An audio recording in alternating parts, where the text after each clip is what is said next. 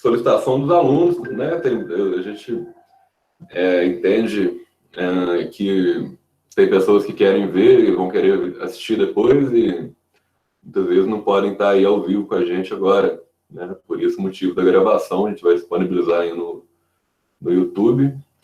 E caso a gente fale algo muito inapropriado, a gente faz uma edição aí para contra a censura, ou a favor, né? Enfim, queria dar boa tarde a todos e a todas, né, os presentes, agradecer a participação e, especialmente, aí, queria agradecer ao Fábio pela camaradagem e pela disponibilidade, por ter aceitado o convite para falar sobre um tema que inicialmente foi um tema proposto aí pelo concurso literário, que fecha agora dia 30, pelo campus Pouso Alegre, do Instituto Federal de Sul de Minas. E, se eu não me engano, é um poema no primeiro ano, no segundo, acho que é uma narrativa, não sei.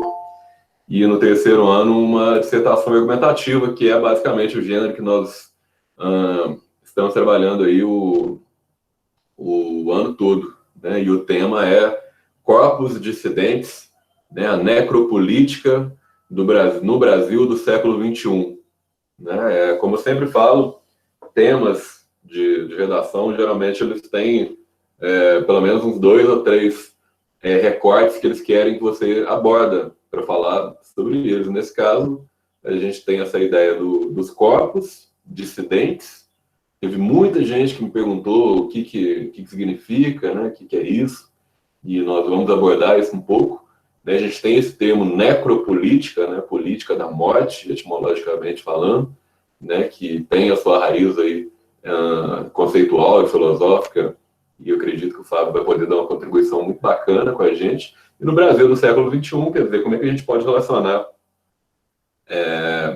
isso com a contemporaneidade, né? Os corpos dissidentes, né? Quer dizer, o corpo seria essa presença material e física dos indivíduos, né? Com todas as suas idiosincrasias, vamos falar assim, da nossa superficialidade material, né? A nossa maneira de se colocar no mundo. E dissidentes, né? O que é o dissidente? O dissidente é aquele que destoa, é aquele que está em cisão com, né? É aquele que, por alguma maneira, ele está em uma dissonância, em uma disparidade com o que é pretensamente normativizado, né? Com o que é colocado como um padrão, né? E aí seria aí uma primeira pergunta que a gente pode fazer, né? Quais são os corpos dissidentes, né? O que coloca determinados corpos a serem confrontados com a normalidade, com todas as aspas do mundo, né? O que seria esse normal? O que ditaria a norma do normal, né? E quem que seriam aqueles, né? Que dentro da minha perspectiva inicial, acho que hoje nas discussões que nós fazemos tem 3 grandes grupos, né? Que se colocariam aí, muitas vezes a gente chama de minorias, né? Dentro desse discurso das que a gente chama de pautas identitárias, né? A mulher, que aí já dá para a gente ver que minoria não tem a ver com número de pessoas, né? Tem a ver com representatividade, tem a ver com a maneira simbólica e física, literal, de se colocar no mundo, né? Com todas as suas opressões e tal, das mulheres. Por outro lado, o negro, e aí na sociedade brasileira a gente vê novamente que não tem nada a ver com o número de pessoas, e os grupos que existem várias denominações, né? Uma que já está ficando meio ultrapassada, que seriam os LGBTs, né? As lésbicas, os gays, as transexuais, travestis e tantas outras denominações que têm a ver com a questão de orientação sexual, né? De maneira de gênero, de forma geral, e que são temas que, curiosamente, hoje são até delicados de se tratarem, né? Mas que são importantes, e por isso que, não só pelo concurso, né, literário, que eu nem sei quem vai participar, mas eu achei uma proposta muito interessante. Eu acho que é uma discussão que se coloca urgente para a gente pensar o Brasil do século XXI para a gente pensar o mundo do século XXI e pensar a nossa maneira de se colocar na sociedade, né, de se colocar frente às questões que se colocam hoje, mas que têm raízes históricas aí, e linguísticas, inclusive, né, questões sociais e filosóficas tão importantes para a gente. E eu acho que a gente deveria falar sobre isso.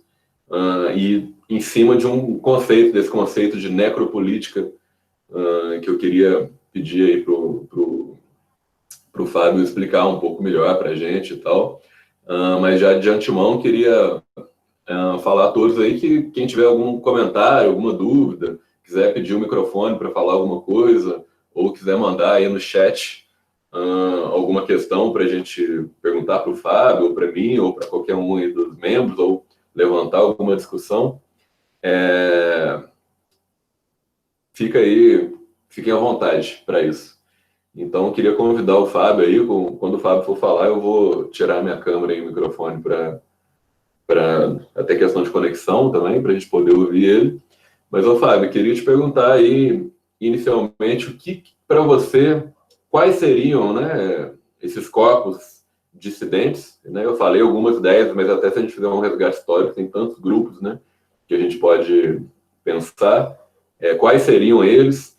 E o que é essa necropolítica do ponto de vista filosófico, do ponto de vista social, do ponto de vista sociológico? E como é que a gente pode pensar essas duas questões sobre a égide, né, sobre o prisma do Brasil contemporâneo, do mundo contemporâneo, né? Pensei agora até nesse movimento Black Lives Matter aí nos Estados Unidos. Enfim, como é que a gente pode pensar essas questões e o que você poderia lançar aí de provocação, de dúvidas, perguntas e respostas aí para essas questões? Depois eu vou voltar um pouco, eu quero fazer uma ponte aí com a literatura, um livro que eu pedi para o pessoal do terceiro ler, que é o livro Olhos d'Água, da Conceição Evaristo, né? Uma autora viva, né? Negra, mineira, grande professora, grande escritora, grande poeta, e acho que é uma autora muito necessária para a gente conhecer. E também fazer uma ponte aí com a redação. Eu escrevi agora há pouco uma redação com esse tema, né, dissertativo e argumentativo, queria compartilhar com vocês daqui a pouco também. Depois a gente ouviu o Fábio, vamos ver se a gente termina aí até a gente começou umas 4h10, então até umas 5h10, acho que uma hora e pouco, acho que é um teto bom. Beleza? E aí, Fábio? Chega mais.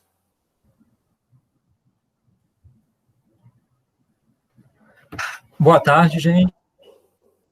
Primeiro, queria agradecer, Igor, pelo convite, né? Muito legal essas iniciativas, né? Da gente poder mostrar como que as disciplinas se interagem, né? Se conectam. Isso é sempre importante, sobretudo hoje, que a gente fala muito dessa questão da interdisciplinaridade, né? E também deixar um abraço para todos, gente que eu não via há um tempo, como o Otávio, a Márcia, legal demais, gente. Também a todo mundo que já esteve comigo essa semana na live também, né? Então, gente, essa questão que o Igor... peraí. Beleza. Esbarrei aqui sem querer, gente. Estou começando nessa coisa de aula online, aí eu estou aprendendo ainda. Bom, essa questão que o Igor levantou, né, ela é muito complicada. A necropolítica é um termo bastante complexo, embora pareça simples, né? É a política da morte, mas é a política de qual morte, né? Qual política sobre qual morte, né? Inclusive, já mencionei isso rapidamente numa das lives com o pessoal do terceiro ano. Surgiu essa dúvida sobre o que era necropolítica, eu rapidamente. Eu vou tentar aqui falar da forma mais sintética que eu puder, até para que a gente possa aí, né, ter tempo para as outras questões relacionadas aí à redação, à literatura, né, que é muito interessante também para complementar essa visão. Gente, quando se fala de necropolítica... Igor, eu vou deixar a sua última pergunta para o final, a sua primeira pergunta, aliás, para o final, tá? Você perguntou quais são os corpos dissidentes, né? Eu vou falar primeiro da necropolítica e depois eu falo desses corpos dissidentes.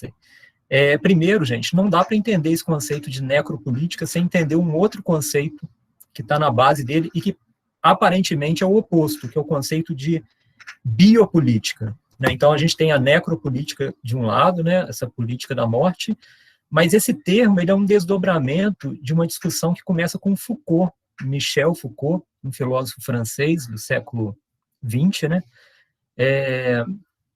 com o conceito de biopolítica, que seria, ao pé da letra, a política da vida.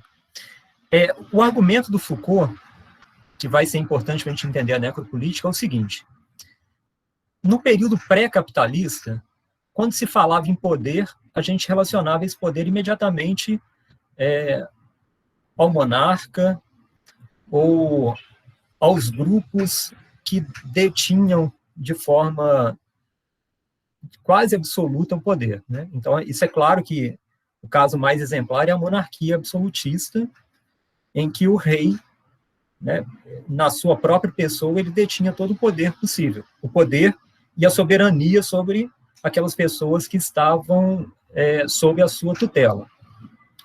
O Foucault ele vai observar que quando chega o capitalismo, a gente tem uma mudança desse quadro, e essa mudança se dá de duas maneiras.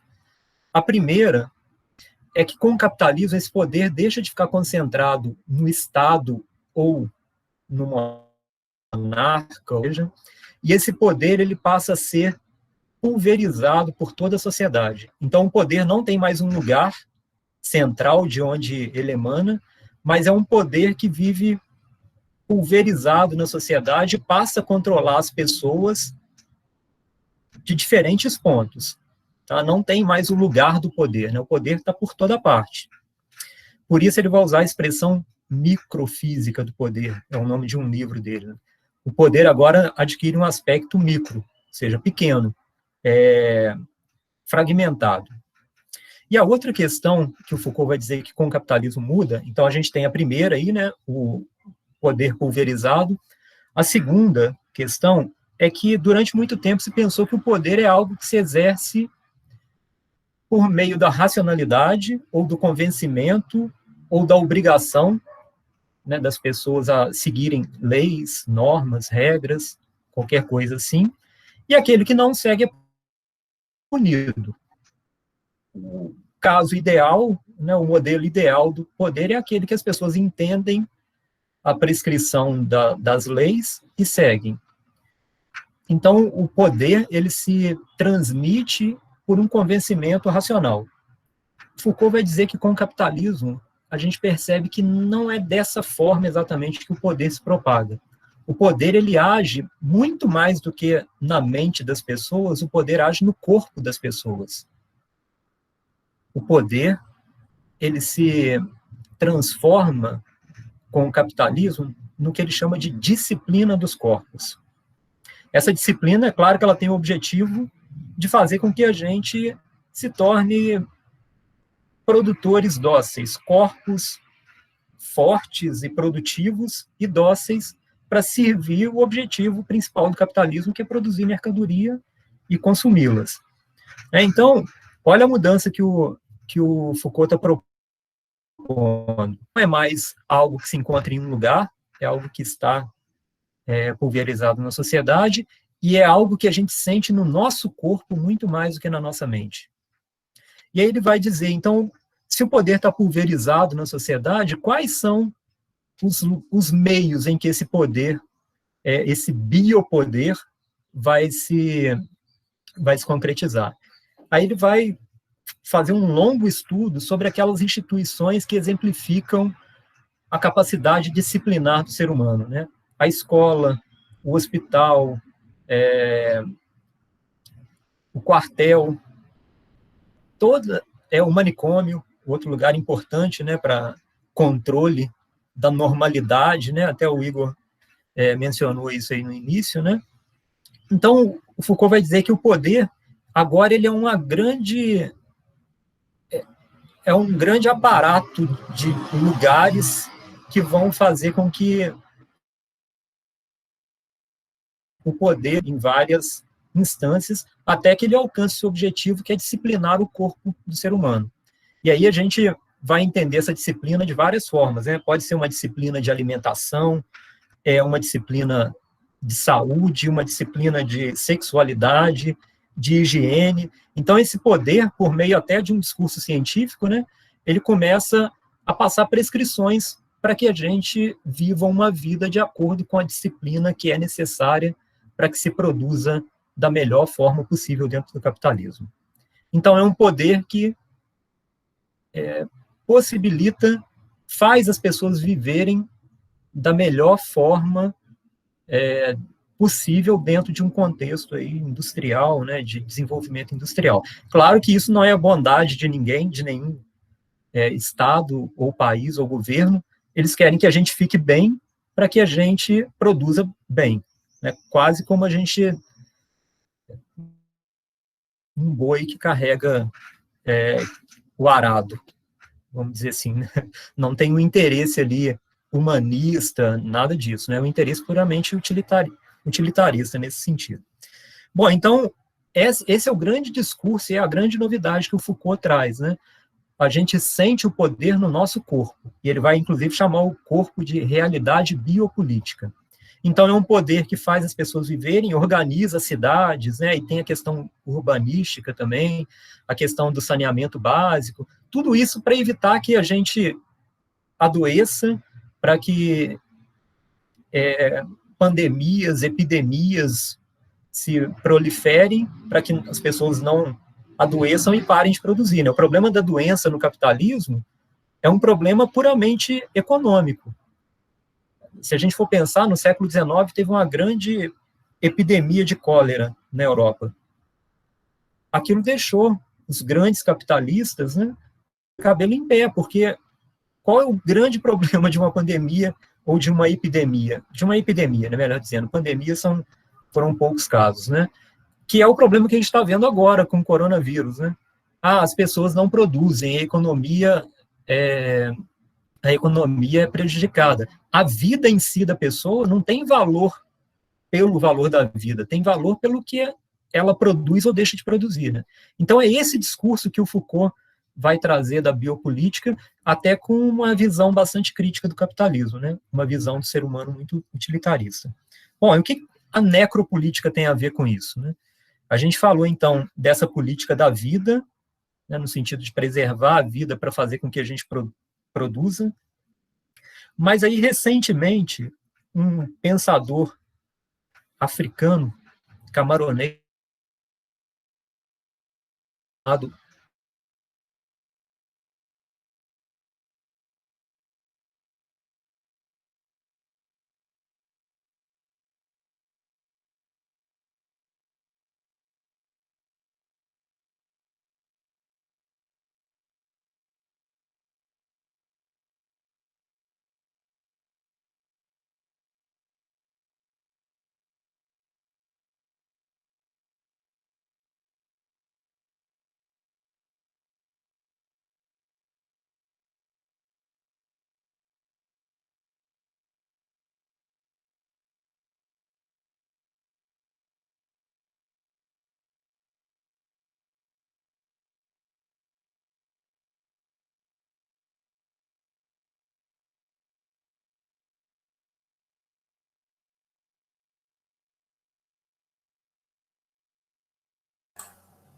Ô, galera, acho que travou, Fabão. Conseguiu voltar?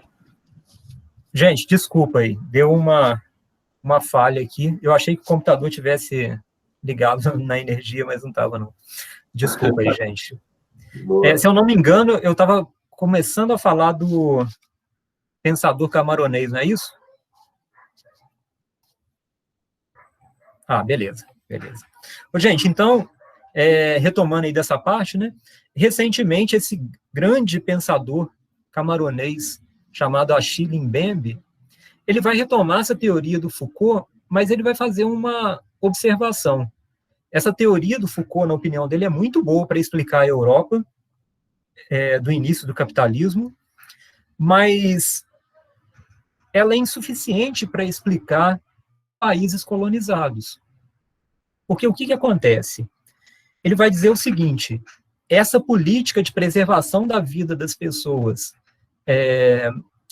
com intuito, claro, com intuito aí, no interesse econômico, de fazer com que ela com que elas produzam mais, isso só é observável na Europa.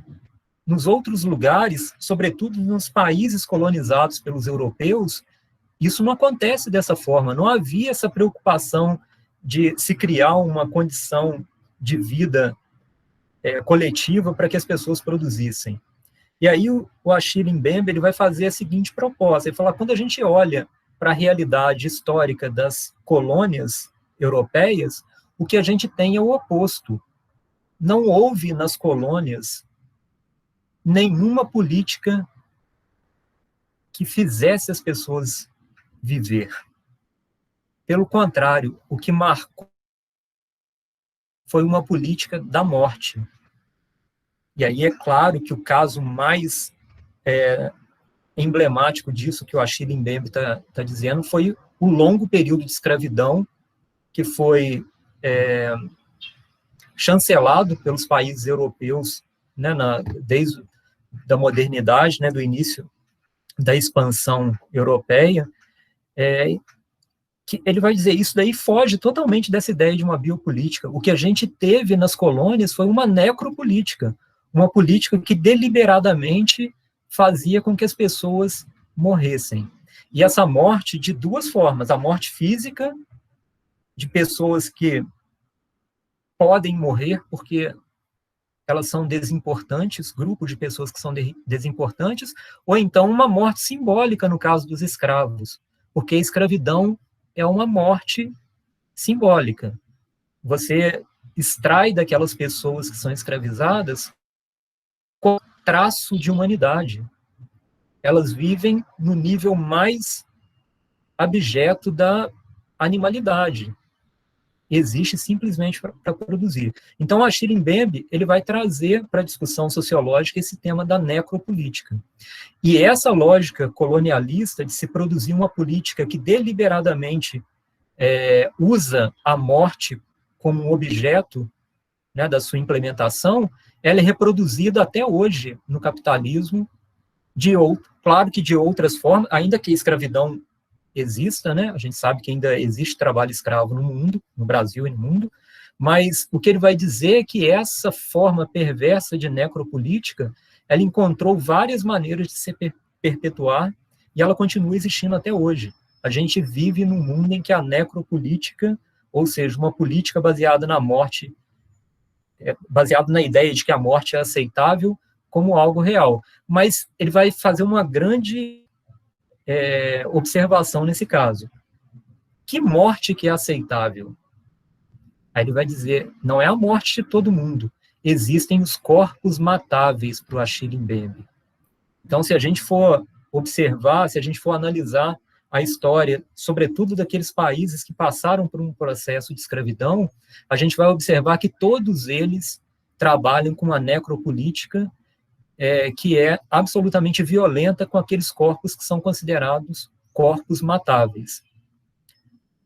Primeiramente, os negros, os imigrantes, que vivem em campos de refugiados há mais de 10 anos, que é uma condição, que é outra morte em vida, né? Então, o Mbembe vai dizer que, além dessa política deliberadamente violenta, a gente ainda tem esses grupos que, por questões econômicas e políticas e humanitárias, sobrevivem à margem de qualquer traço de humanidade. Então, ele dá o exemplo dos palestinos, né, que vivem em territórios ocupados pelos israelenses, o caso dos refugiados na Europa, que são negados, que são impedidos de entrar nos países e têm que improvisar campos de refugiados e passam a viver naquele campo, nesses campos, durante anos, sem qualquer tipo de apoio e qualquer tipo de infraestrutura básica. Então, quando se fala em necropolítica, a gente pode falar em vários tipos de políticas que estão por baixo aí, que estão exemplificando esse rótulo de necropolítica, né? A questão das prisões, as prisões também com toda a desumanidade, as favelas, as periferias do mundo. Então, tudo isso são objetos dessa necropolítica, tá? Não sei se eu falei demais, gente.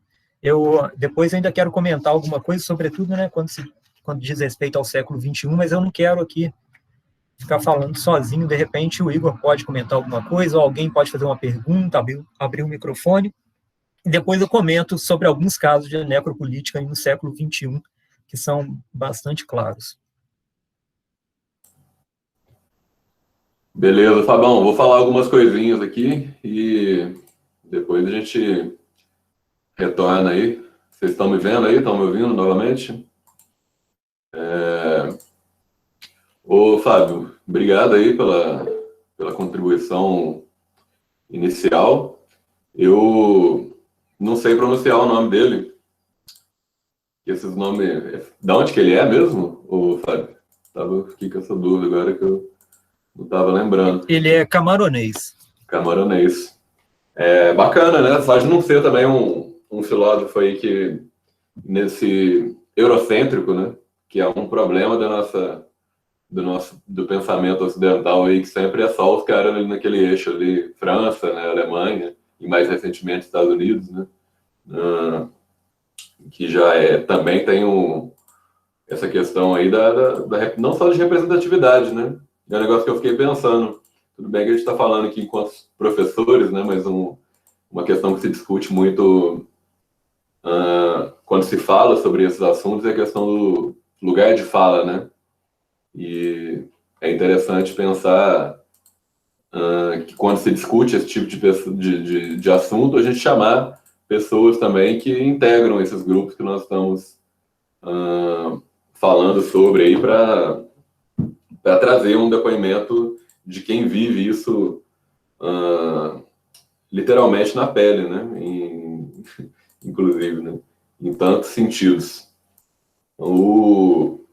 Uma questão que eu acho interessante, aí me veio agora, e eu vou começar essa minha fala aí a partir dessa fala tão elucidatória, né, que o Fábio fez, e que, poxa, me fez pensar tantas coisas, e me lembrou um poema que eu escrevi uma vez, cara, sobre vocês devem conhecer esse poema já, alguns de vocês. É um jovem de 18 anos, chamado João Antônio Donati, né? Depois foi esclarecido as circunstâncias do assassinato dele, né? Ele foi encontrado num matagal com uma sacola de plástico na boca, assim, isso me impressionou muito.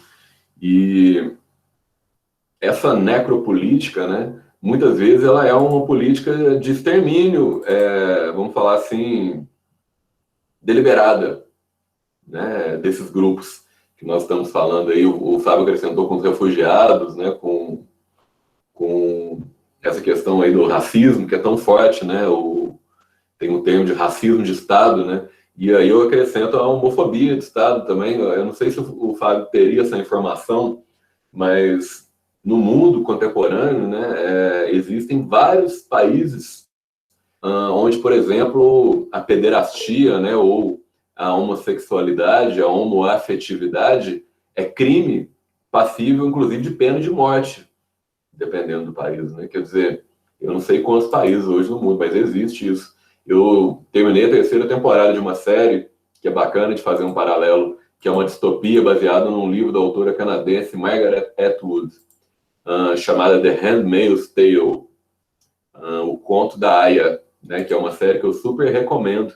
Para quem não conhece, aí, ela está disponível na Globoplay, plataforma de streaming, e também nos melhores sites aí de pirataria, como o Pirate Bay. Não que eu esteja recomendando que vocês pirateiem nada, né? Só estou falando que tem. Comentou, a má infraestrutura dos hospitais e presídios tem relação com a necropolítica. Deixar para o Fábio responder daqui a pouco, mas eu acredito que sim, né? Muitas vezes, eu vou fazer um paralelo com uma frase famosa, se não me engano, do S. Ribeiro, que ele fala que no Brasil a crise na educação não é uma crise, mas um projeto. E aí eu estenderia que a crise de saúde no Brasil, a crise social no Brasil, a crise carcerária no Brasil também não é uma crise, mas também um projeto, né? Muitas vezes um projeto de extermínio de grupos específicos, pobres e etc. Enfim, esse poema, vou falar esse poema antes de entrar na questão mais específica da redação.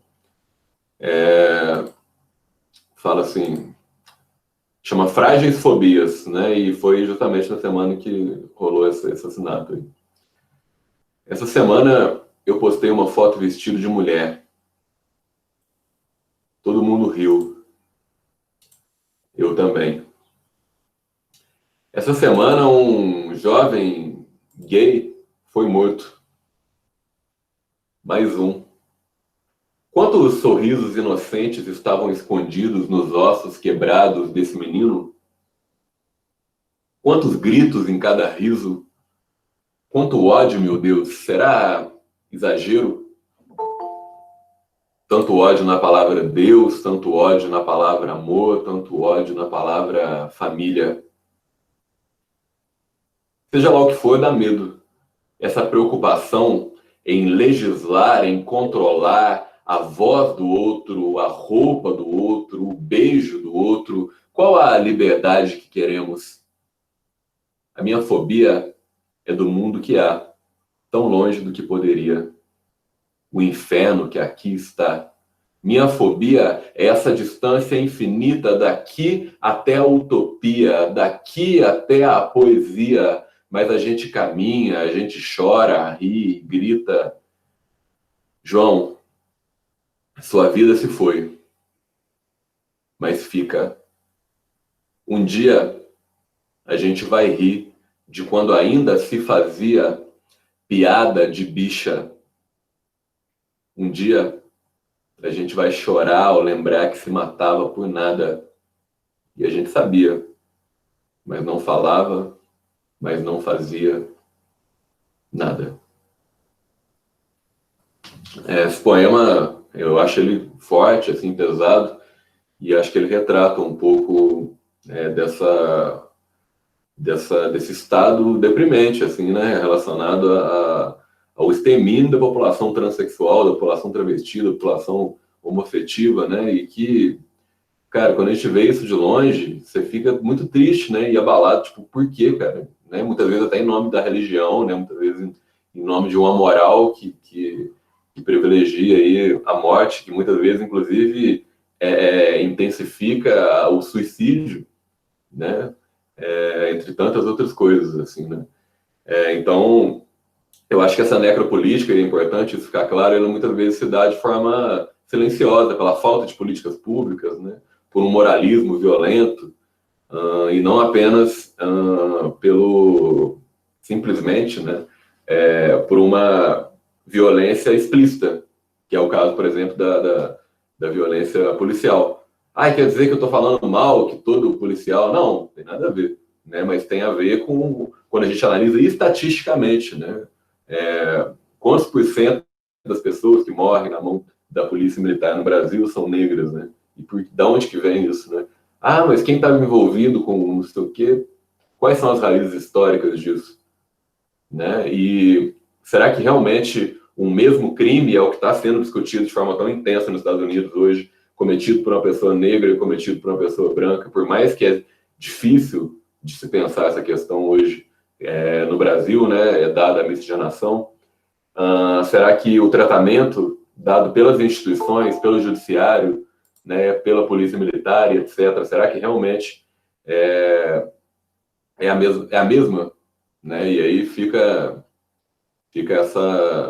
essa questão que eu acho que é importante de ser pontuada, né? O Fábio lembrou essa questão aí do sistema carcerário, etc., né?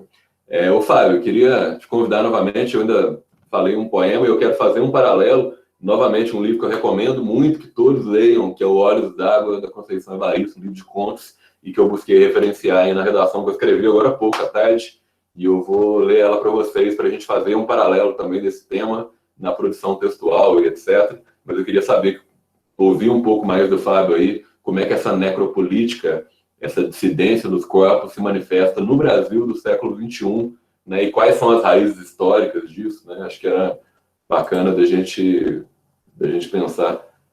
Ó, que massa, o Amir entrou aí. E aí, Amir, que honra aí sua audiência aí, participação. Se quiser falar alguma coisa aí, fica aberto para todos também. Beleza? Estamos aí muito bem acompanhados.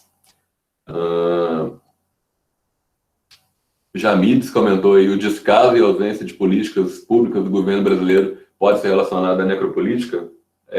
Estendo ao que eu estava falando antes aí, queria até ver o que o Fábio acha disso também, né?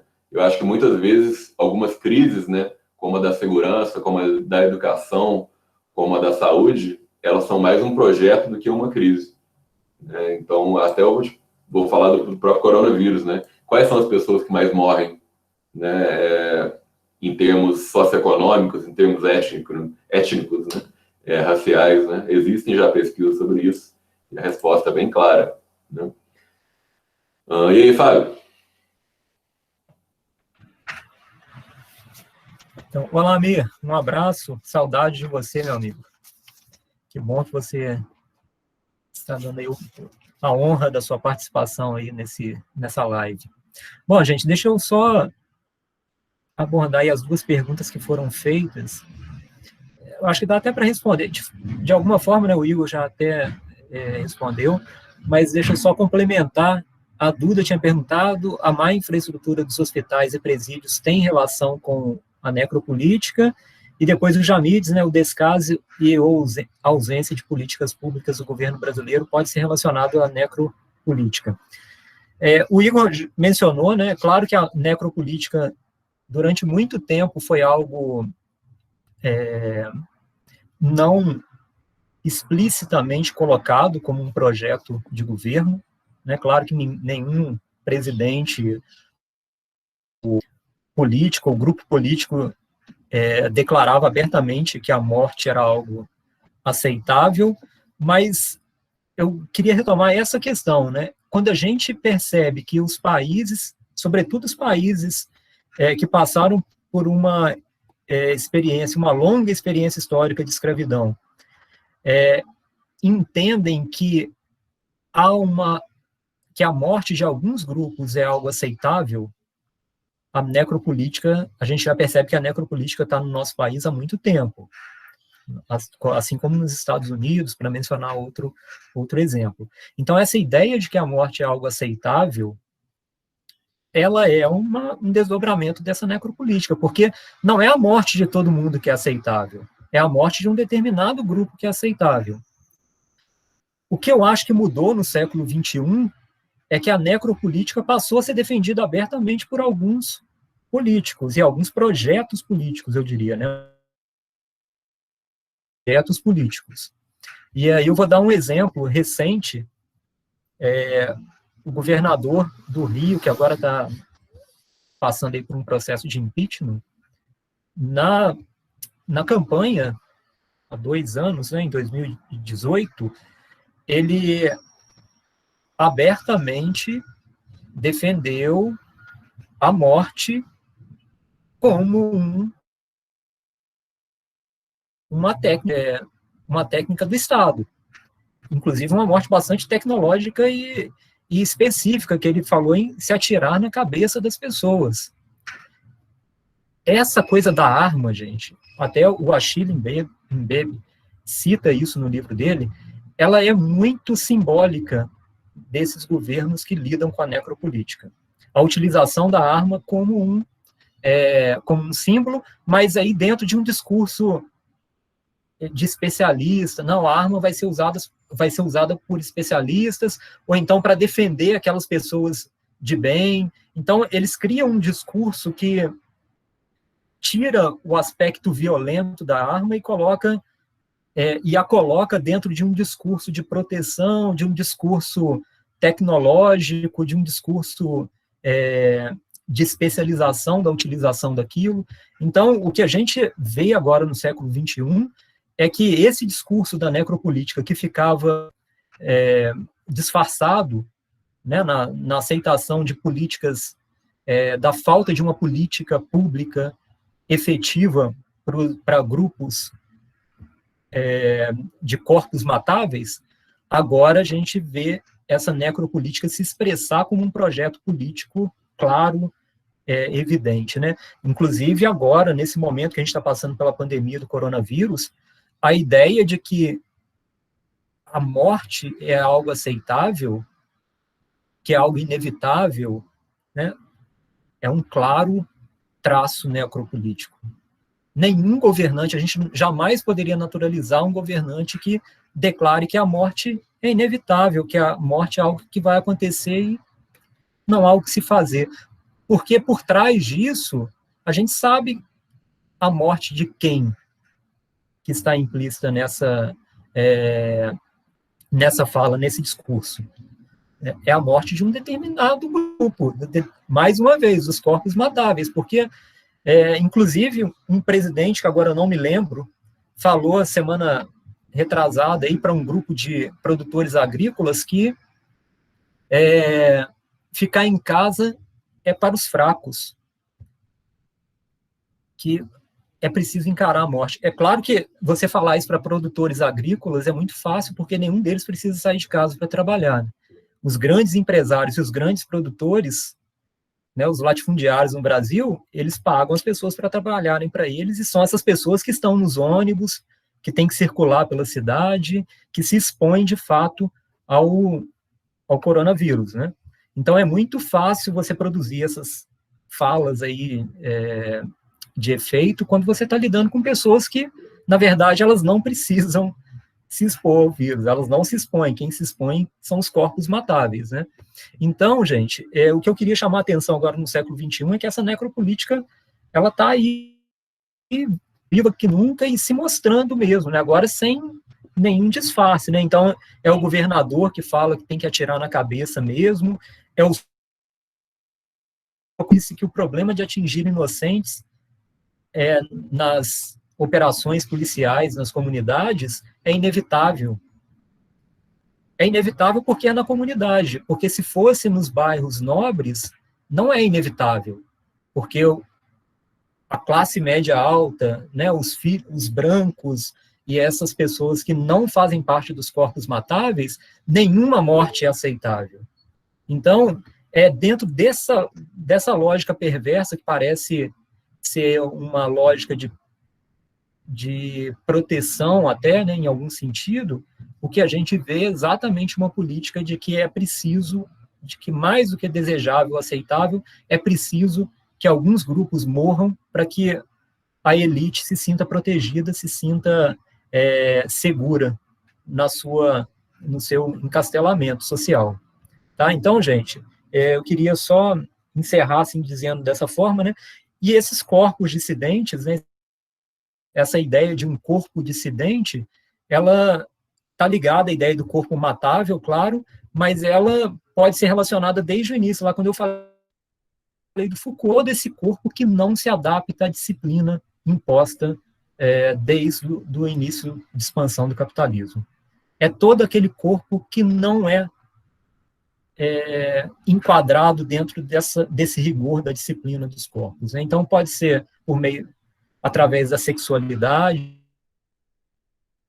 do corpo como performance também, né, uma questão estética, através da raça, da etnia, de várias questões aí que são colocadas. Tá? Então, para quem vai trabalhar aí com a redação, o Igor vai poder falar melhor, né, mas tem muita coisa hoje em dia para se falar sobre os corpos dissidentes e a necropolítica.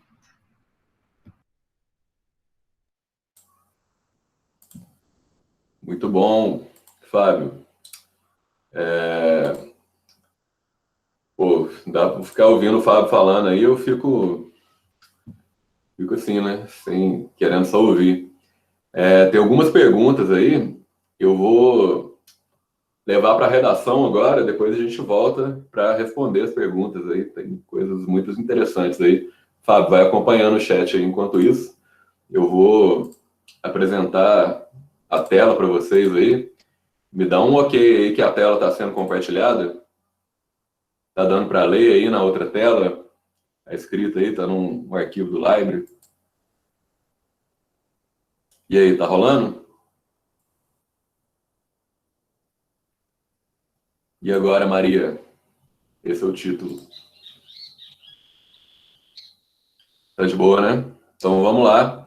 Vou ler para vocês aí, depois a gente volta aí para as perguntas aí em cima da fala do Fábio. O título que eu coloquei meio desconfigurado, mas é E agora, Maria? Né? Uma interdisciplinaridade aí, brincadeira com parodiando aí o Drummond, né? Então, porque o nome mais comum do Brasil, assim, como um homem qualquer, né? É o José, né? E no caso da mulher é Maria, né? No Brasil. Então. Começa assim. A escritora brasileira Conceição Evaristo utiliza seu conceito de escrevivência para criar uma escrita do cotidiano, entrelaçando experiências pessoais à condição da população afrodescendente no Brasil. O conto Maria, do livro Olhos d'Água, relata o desfecho trágico de uma mulher negra que sobrevive a um assalto num ônibus para depois sofrer um linchamento apenas por conhecer um dos assaltantes, o que revela que no Brasil a morte de certos grupos pode ser tanto uma política de Estado quanto uma visão de mundo das pessoas em geral. Então a gente introduz aqui a necropolítica sem citar diretamente o nome do filósofo, que eu não sei falar ainda, que o Fábio me ensinou. Até me perguntaram já, o Luiz Otávio, você não precisava citar o cara na introdução? Você precisa fazer um embrião, né, uma sinopse do que você vai falar na introdução, mas não quer dizer que você tem que ficar repetindo tudo, né, para a gente manter um projeto de texto, né? A gente chama isso de progressão temática. Reparem o uso de conectivos, a repetição de palavras que a gente deve evitar, mas a inserção do repertório sociocultural, né, que é o critério 2, que eu utilizei no caso o Maria, da Conceição Evaristo, né, e o filósofo aí, continuando aí. Nesse viés, o filósofo, que eu não sei pronunciar o nome, chama de necropolítica a possibilidade do Estado decidir quem pode nascer ou morrer, a partir de relações sociais e de poder claramente definidas, o que possibilita, por exemplo, o que o filósofo chama de racismo de Estado. Tal questão pode ser percebida quando se analisa que a imensa maioria da população carcerária e assassinada pela polícia no Brasil é negra, o que revela que alguns corpos são mais matáveis que outros. Então, dei uma explicada aí no pensamento, relacionando com a questão do Brasil contemporâneo. Aí, retomando agora um pouco a questão literária, né? Nesse sentido, a narrativa sobre a empregada doméstica Maria é uma analogia da sociedade atual, que marginaliza indivíduos que não se encaixam em certos padrões físicos, econômicos, estéticos e culturais. Assim, o extermínio recorrente de grupos como mulheres, negros e LGBTs, apenas pela dissidência de determinados padrões, é incompatível com qualquer sociedade que se pretenda democrática e valorize a vida das pessoas. Então, dei uma exemplificada, mas retomando aí e até aprofundando um pouquinho, né, dessa informação do conto, né, que ela era uma empregada doméstica. É importante a gente nunca ficar só citando na redação, né? Quando a gente for falar, igual, por exemplo, eu usei literatura e filosofia, é bom que você explique, né? A gente não pode pressupor que o nosso corretor saiba do que a gente está falando, a gente tem que explicar. Então, lembrando agora na conclusão, necessidade da proposta de intervenção com 5 elementos, no caso, agente, medida, modo, efeito e detalhamento. Em suma, cabe ao poder público, conjunto de instituições responsáveis por criar e manter as boas leis, a ordem, a isonomia e o progresso da civilização, por meio da escolha de representantes comprometidos com a escrevivência desses grupos marginalizados, né, retomando o termo da introdução, desenvolver políticas que humanizem as polícias e deem mais oportunidades de ascensão social a partir de um pluralismo de Estado, né, em contraponto ao racismo de Estado lá do segundo parágrafo, há aqueles que muitas vezes são mortos apenas por existir, com o objetivo de construir um país mais justo para todos. Dessa forma, frase de fechamento, pode-se almejar a construção de um mundo onde a vida seja a prioridade, né, em contraponto com a necropolítica, né? Para que as muitas Marias de agora, né, retomando aí o e agora Maria do título, e do porvir, possam desfrutar de uma sociedade cada vez melhor. Beleza? Lembrando aí que o competência 1 seria a gente olhar erros de português, a competência 2 seria a gente buscar aí um repertório sociocultural relacionando áreas do conhecimento para defender uma tese sobre o tema proposto, a competência 3 seria para a gente pensar um projeto de texto, uma progressão temática, uma inter-relação entre a argumentação, repertório e as ideias do texto, e sobre a proposta de intervenção e o que foi relacionado aí no desenvolvimento. Competência 4 seria o uso de mecanismos linguísticos, né, repetição de palavras e termos remissivos e conectivos para relacionar linguisticamente aí as ideias do texto de forma coesa e coerente. E a competência 5 seria aí para a gente ter uma proposta de intervenção com os 5 elementos já citados anteriormente, né? Então, esse texto aí, vocês podem ver que, de alguma forma, ele tenta colocar todas essas coisas aí para ter uma nota relativamente boa, independentemente do corretor. Acredito que ela poderia tirar aí uns 900, 960, 1.000, 1.200, 1.500 para cima, né? Espero que vocês tenham gostado e vou voltar aí para o Fábio responder as dúvidas aí que foram pontuadas no chat, beleza? É uma coisa que eu queria... Eu ia colocar uma música para a gente ouvir, só que acho que já vai ficar meio sem tempo, então eu queria deixar de recomendação, além da série que eu falei, né, o conto da Aya, The Handmaid's Tale, e o livro aí também, né, homônimo, da Margaret Atwood, ou a música Negro Drama, do Racionais MCs, né, um grupo de rap, que eu acho que dialoga extremamente com tudo isso que a gente está falando, e para mim é um dos textos contemporâneos assim, mais brilhantes da década de 90 para cá. Ok? Espero que vocês tenham curtido o texto aí, que vocês acharam. E caso tenha alguma dúvida aí, vamos falando. E aí, Fábio, responda aí as dúvidas aí para a gente já ir finalizando. Ok, Igor. Parece que a primeira, se eu estiver enganado, vocês podem falar, tá? Acho que foi a do Otávio, a pergunta. Essa forma de se aceitar a morte nesses períodos históricos tem ligação com a teoria da banalidade do mal de Hannah Arendt? Se sim, como fazer essa conexão numa redação? Bom, primeiro, Otávio, então respondendo, né, a parte que eu consigo responder, tem a ver sim, né, inclusive a Hannah Arendt é uma das referências que o Achille Mbembe traz para o texto dele, porque a política da morte, a necropolítica, é um expediente por excelência do totalitarismo, né? E a Hannah Arendt foi uma grande teórica do totalitarismo. Então, tem a ver, sim, tá? E a banalidade do mal está certamente dentro dessa ideia aí da necropolítica. Agora, conectar isso na redação aí, o Igor depois pode mencionar, né? O Igor colocou aqui, né? Sem dúvida essa música do Titãs. Foi o Jamides, né, que fez a referência, né? A morte não causa mais espanto. Exatamente.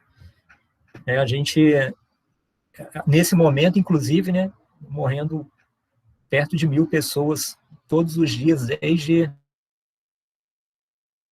uma coisa absurda e parece que entrou na rotina, né? E é assustador mesmo quando a gente percebe que ninguém mais se choca que estejam morrendo 1.000 pessoas por dia no Brasil.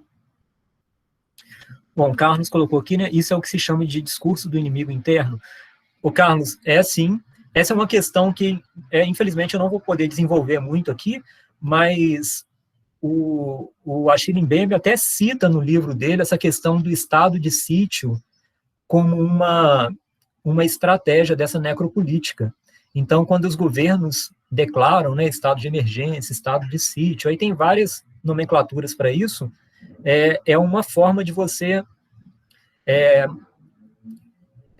direcionar essa necropolítica para aqueles que estão dentro da sociedade, né? Não mais.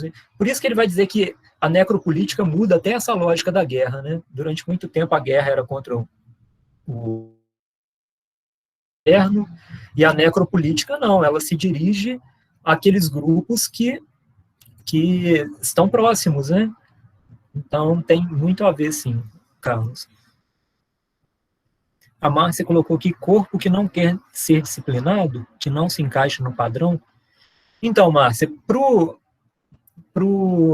Michel Foucault, é claro que a disciplina do corpo envolve algum tipo de violência. Então, a gente pode até dizer que nenhum corpo quer ser disciplinado. Só que não é mais uma violência no sentido físico, né? Somente de uma punição física, né? Essa disciplina do corpo por Foucault passa por um discurso científico, por exemplo. Você tem que fazer isso porque é um médico que está recomendando. Então, a gente tem todo um discurso científico que está na base dessa disciplina do corpo, né? Mas eu diria que nenhum corpo quer ser disciplinado com alguma imposição externa, né?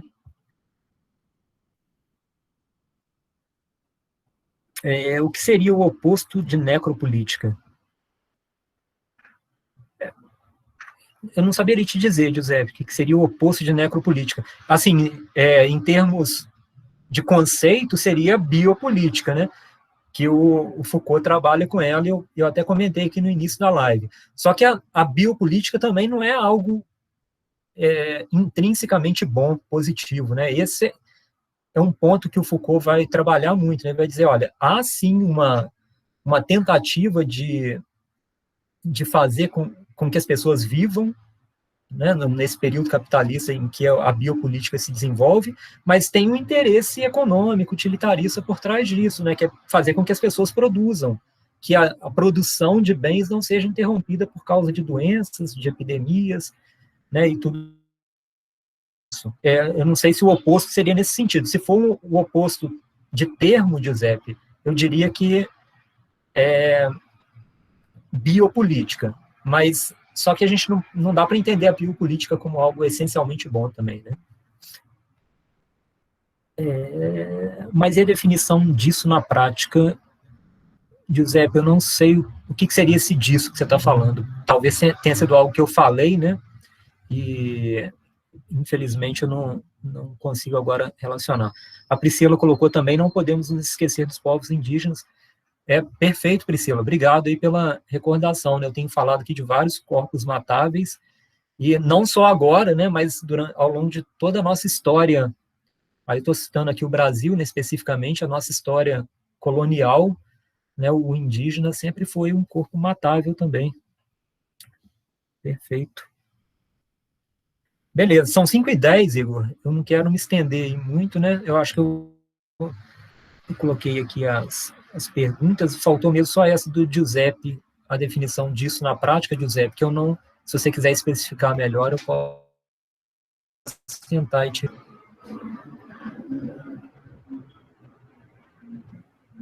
E aí, minha internet está meio ruim aqui, mas acho que tá rolando. Deu uma travada, caiu e voltou. Que perguntas sensacionais. Queria destacar aí a presença da Priscila Faria, minha grande amiga, professora também, lá de São João del Rei, de Varginha.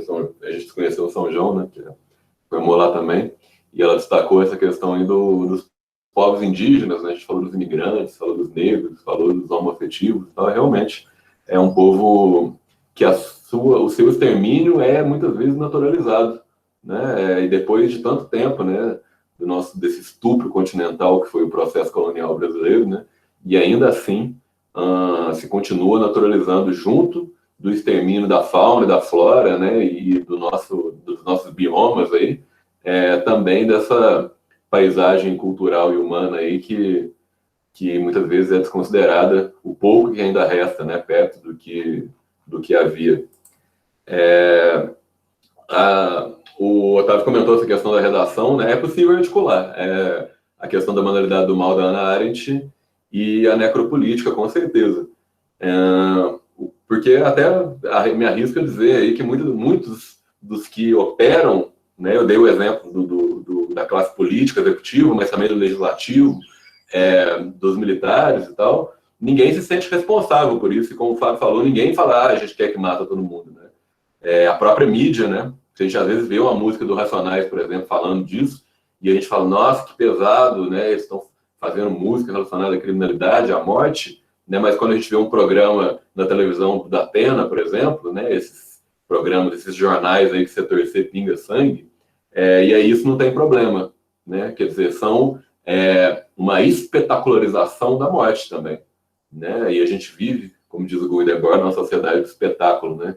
E uma das coisas que mais vendem é a banalização da morte e da violência, né? Tanto na ficção, mas nessa ficcionalização do real quando é o outro, né? Porque quando é uma coisa longe da gente, sempre parece simplesmente uma história, né? O próprio coronavírus, né? Quando tá morrendo um tanto de gente, mas que não tem ninguém perto de mim, né? Parece que é simplesmente uma notícia, né? E aí, quando isso baixa a nossa porta, muitas vezes as pessoas tomam consciência que isso é uma coisa que, em hipótese alguma, poderia ser naturalizada, né? E aí eu vou ao encontro do que o Giuseppe também perguntou, né? Qual que seria o oposto da necropolítica? E aí eu não vou responder do ponto de vista filosófico, né? Mas eu acho que o oposto da necropolítica seria, né, a nossa luta cotidiana enquanto estudantes, né, enquanto professores, e a ideia da proposta de intervenção no final da redação, eu acho que ela é justamente para a gente pensar de forma cidadã, né, de forma crítica à sociedade e o mundo dentro do qual a gente está inserido, né? Então, com certeza, um oposto de necropolítica seria uma luta aí nos nossos microespaços, na nossa consciência, na nossa linguagem, na nossa forma de se colocar no mundo, né, em pensar e agir, em escolher representantes, em construir uma sociedade em que a vida seja mais importante, né, do que a morte, e não apenas no discurso, mas na prática, né, que nós não naturalizemos, né, o extermínio de pessoas, de populações, de grupos, simplesmente porque não são grupos que estão próximos do meu, né, que a gente não precise, como diz aquele poema aí atribuído ao Bertolt Brecht, né, quer dizer, quando era o outro, aí eu não me importei, mas aí quando chegou em mim, aí eu já não podia falar nada, que todo mundo já tinha sido exterminado, né, que isso não seja a nossa realidade, para que a gente possa pensar uma sociedade mais justa. Agora, se isso é possível, ou se é utópico, não sei, né? Como diz Eduardo Galeano, a utopia, ela é como um horizonte inalcançável, né? A gente dá 5 passos em direção ao horizonte, ele se afasta 5 passos. A gente dá 10, ele se afasta 10. Mas ele não serve para a gente chegar até ele. Ele serve para a gente continuar caminhando, né? Então, eu acho que esse horizonte da utopia é para que nós consigamos delinear melhores caminhos aí para o mundo e para a nossa realidade, tanto no nosso plano mais microscópico aí dentro da gente, perto da gente, quanto da sociedade como um todo, né?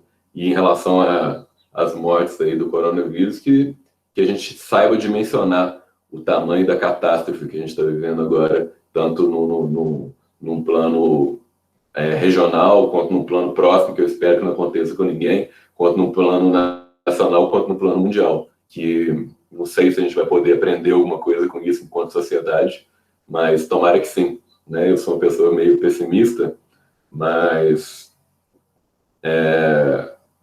eu acredito na utopia, nem que seja apenas como um horizonte de caminho, né? Muitas vezes parece, né? Se a gente for pensar o que aconteceu no Pantanal e agora em plena pandemia também, né? Parece uma distopia que a gente vive hoje, né? Mas independentemente disso, que nós não percamos a esperança, né? Porque o que a gente tem é o agora. E a possibilidade de transformar ele, e se não for possível, pelo menos a gente tente, né? Na medida do impossível, não apenas na medida do possível. O Fábio, desde já queria agradecer a presença de todo mundo aí que ficou até o final, e acima de tudo aí queria agradecer a camaradagem, a amizade e o brilhantismo aí do professor Fábio, que sempre nos acrescenta tanto aí com as suas reflexões, com o seu conhecimento, com a sua sensibilidade. Eu acho que isso é muito importante, e é muito importante que a gente consiga ver o mundo cada vez mais da maneira interdisciplinar, transdisciplinar, né, que a realidade não está medida em disciplinas, né, e muitas vezes a escola mata a nossa vontade de aprender e a vontade de estudar, e que a gente consiga, na medida do impossível, novamente, cada vez mais superar essas barreiras disciplinares para a gente conseguir aprender cada vez mais. Espero que vocês tenham conseguido, assim como eu pude aprender tanto aí nessa aula de hoje. Beleza? Obrigado, Fábio, mais uma vez. Obrigado a todos os presentes. Obrigado a Mia, obrigado a Priscila, obrigado a todo mundo que participou. Obrigado, até minha mãe está aí, a Vandinha. Obrigado pela sua participação. Valeu, galera. Alguém tem mais alguma coisa a acrescentar? Podemos encerrar. Acho que sim, né? Obrigado. Que bom que você gostou do meu cabelo dissidente. Valeu, galera. Tenha uma boa tarde, tenha um bom final de semana, fique em casa. E fica aí mais essa ação aí do IF Sul de Minas, do Campus Três Corações, para que mesmo na distância a gente consiga estar cada vez mais juntos, cada vez mais perto, ressignificando a nossa existência no mundo e em prol das utopias, em prol do impossível. Apesar de tudo, a gente continua. Um abraço, valeu e até mais.